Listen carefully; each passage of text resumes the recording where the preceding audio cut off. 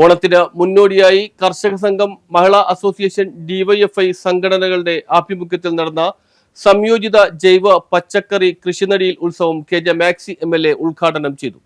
ഓണത്തിന് മുന്നോടിയായി കൊച്ചി ഏരിയ തലത്തിൽ കർഷക സംഘം, മഹിളാ അസോസിയേഷൻ, ഡിവൈഎഫ്ഐ സംഘടനകളുടെ ആഭിമുഖ്യത്തിൽ സംഘടിപ്പിച്ച സംയോജിത ജൈവ പച്ചക്കറി കൃഷി നടീൽ ഉത്സവം കെ.ജെ. Maxi MLA. ഉദ്ഘാടനം ചെയ്തു. കർഷക സംഘം സംസ്ഥാന കമ്മിറ്റി അംഗം കെ. അജേഷ് അധ്യക്ഷത വഹിച്ച പരിപാടിയിൽ CPIM area secretary PS Rajam സ്വാഗതം പറഞ്ഞു. Janadhipathya Mahila association area secretary Nisha Jolly, Karshaka Sangham area joint secretary Iqbal Khalid, CPIM area committee അംഗങ്ങളായ PJ ദാസൻ, KP പ്രതാപൻ, റെഡീന ആന്റണി തുടങ്ങിയവർ സംസാരിച്ചു.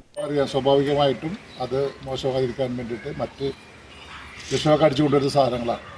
അതെല്ലാം കഴിച്ച് നമ്മുടെ നാട്ടിലെ ജനങ്ങൾക്ക് പല മാരകമായിട്ടുള്ള അസുഖങ്ങളൊക്കെ പിടിവരുന്ന സാഹചര്യത്തിലെ പഠനങ്ങളിലൂടെയാണ് നമ്മളിത് ആരംഭിച്ചത്.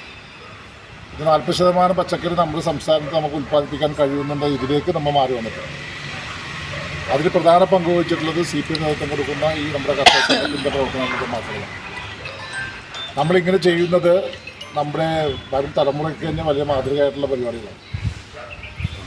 വിഷുവും ഓണവും പ്രമാണിച്ച് നമ്മൾ ചെയ്യണമെന്നുള്ള തീരുമാനത്തിൻ്റെ ഭാഗമായിട്ടാണ് ഇപ്പോൾ കൊച്ചിയിൽ നമ്മളിത് ആരംഭിക്കുന്നത്. എൻ്റെ അഭിപ്രായം ഇത് കഴിഞ്ഞാലും ഇത് തുടരണം എന്നുള്ളതാണ്.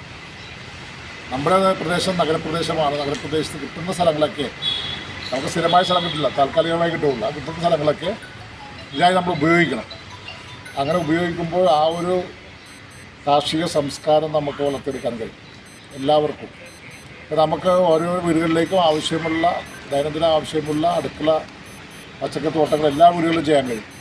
അത്തരം കാര്യങ്ങളൊക്കെ കൂടി നമ്മൾ ഈ പ്രദേശത്തെ ജനങ്ങളെ അതിലേക്ക് കൊണ്ടുവന്ന് ബോധവൽക്കരിച്ച് കൊണ്ടുപോയി കഴിഞ്ഞാൽ നമുക്ക് നല്ല പച്ചക്കറി കഴിക്കാനുള്ള സാഹചര്യം നമ്മുടെ നാട്ടിലേക്ക് എടുക്കാൻ പറ്റും. നമ്മൾ സ്വയം പര്യാപ്തി വരുമ്പോഴുള്ള ഗുണമെന്ന് വെച്ചാൽ അങ്ങനെ സ്വയം പര്യാപ്തിയിലേക്ക് നമ്മൾ വന്നു കഴിഞ്ഞാൽ അയൽ സംസ്ഥാനങ്ങളിൽ നിന്ന്. News bureau, Mattancherry.